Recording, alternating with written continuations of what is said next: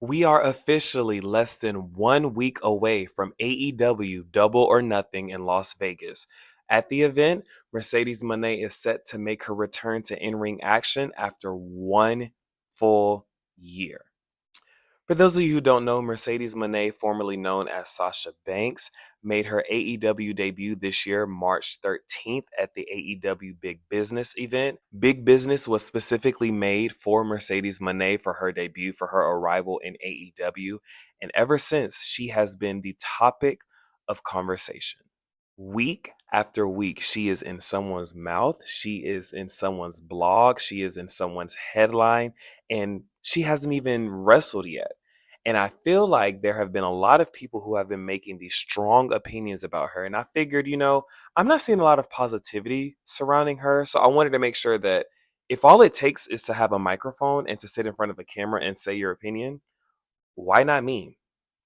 And I feel like she has been getting attacked from so many different ways. So I wanted to make sure that we sat here and had a real conversation today about what she has brought to the table and what AEW has done for her since her arrival at Big Business. I want to talk about two things, right? One thing is going to be her promos because that has been the topic. That has been the topic of the wrestling industry right now. One is her promos, and two is the storyline.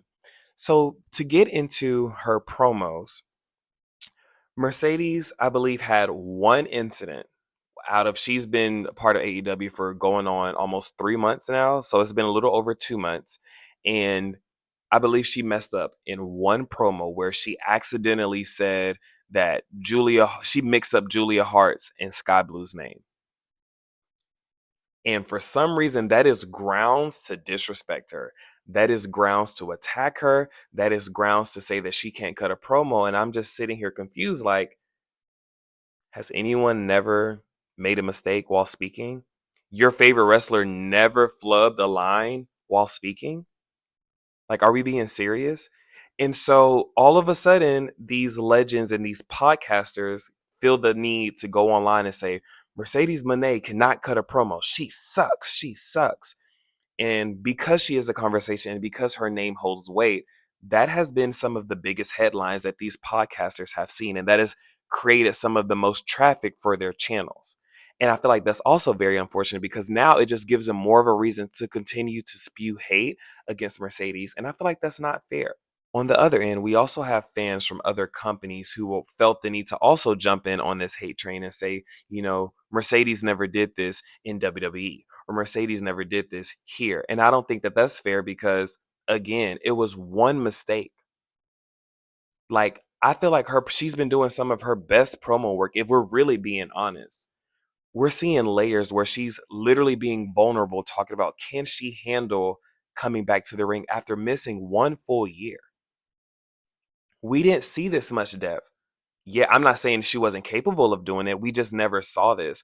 So I feel like it's very unfortunate. I feel like she's been getting a lot of heat from every which way. Now we're going to talk about the storyline. Willow and Mercedes were in the finals of a tournament to determine the first ever New Japan Strong Women's Champion.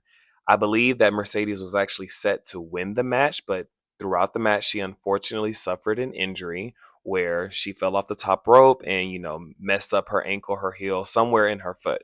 And that caused plans to be changed on the spot where Willow actually won the title instead. So once AEW brought in Mercedes Moné, we pretty much knew that that's where they were picking up. They picked up where things left off. Mercedes immediately has targeted Willow Nightingale and has set her eyes on the TBS championship, which Willow currently holds. I personally feel like they have done a great job building this story and adding on layers. This story has included secret attacks. This story has included contract signings. It's included face to faces. It's included interruptions, backstage attacks. It's included so many things. It's also included teases of heel turns between Willow and heel turns with Mercedes. So for people to say, oh, we don't understand what's happening, I'm not really sure how. She missed a full year of wrestling. As a fan, I when she messed, I thought it was like she broke her ankle or she broke her foot. So I'm literally like, oh, she's going to come back within like 4 to 5 months, and that was max. I knew she was going to be back by the end of the year. For people to attack her and for her to literally come out and say that she almost lost her career to this. This was a career-ending injury. When she went to be evaluated by the doctors, they told her that she would never wrestle again. It's a blessing in itself that we are even seeing her back in weekly wrestling television. And for people to still attack her for this and for people to still rush her or want to rush her to get back into the ring, I feel like that is very unfortunate and that is not fair. I don't think any wrestler deserves that amount of pressure, especially when you're coming back from a near career ending injury. So I really want people to like think about when they're sending these messages and when they're saying these things, are we really being cognizant of how this could be affecting these wrestlers, especially when they're coming back for our entertainment? I think that's also very unfortunate as well. And people are saying that there's no story here and that is stale. How? Like I said earlier, we are seeing some of the best work from both women. Their contract signing just last week got the most viewership on their YouTube channel so far. And they have been trending for days because people want their match to main event Double or Nothing, which would be an historic moment.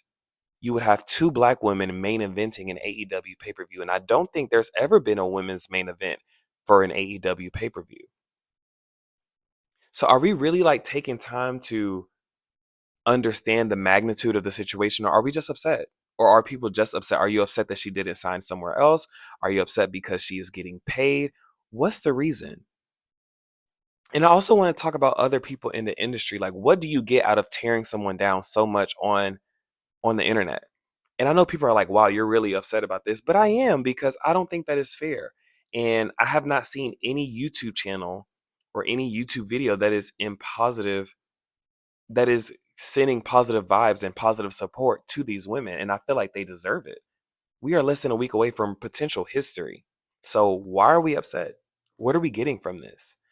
Um, this was really just a rant, and I realized I thought I was going to be more prepared, but I really didn't. I realized that that's what these podcasters are doing, anyways. They're not having any content to put out. They're not putting out like planned out videos. They're literally sitting there and spewing their opinions. So I figured, why not me? I have a microphone, I have a camera, everything's working, I have a light. Hey, clearly my opinion matters, right? But at the end of the day, I still want us to just be mindful and be aware of like when we say certain words and when we are spreading hate based off of wrestling, I just I just think that we should be a little more respectful, especially when it involves someone who is coming back from a year out of action. The pressure's already there. She doesn't need you to add on more pressure. And you also are not getting cool points from these podcasters and these legends for taking their opinion and making it hate. You don't get cool points for that. So, to Mercedes and to Willow, I cannot wait to see your match this weekend. To Mercedes specifically, I hope that you have been okay throughout all of this because I feel like you have been getting a lot of slack and I don't think that that's fair to you. And I hope that you know that. I hope you know that you do have true fans. And I hope you know that people are rooting for you to succeed. And I know you're going to succeed because that's just who you are. So, yeah, y'all, that's pretty much the end of this video. Are you excited to watch Willow and Mercedes at Double or Nothing? If you are, let me know who you think is going to win. Do you think they should main event? I personally do. Hashtag Willow Mercedes main event. Make sure you go on all of your socials and post. I look forward to see what these ladies do this weekend. And yeah, like, what are your opinions? How do you feel? Again, I think this has been one of the best stories Mercedes has ever been in, and that's from following her career for 10 years. The last time I feel like she's been in a storyline this good was, I would have to say the Bailey storyline, but not the Brooklyn. I would say the Bailey Hell in a Cell 2020 storyline. That is probably the last time I was like, oh, she is in a great story. I look forward to seeing what happens next. So let me know what you all think. Make sure to like, comment, subscribe. Make sure to share. Let me know what you think about my thoughts. And until next time, peace.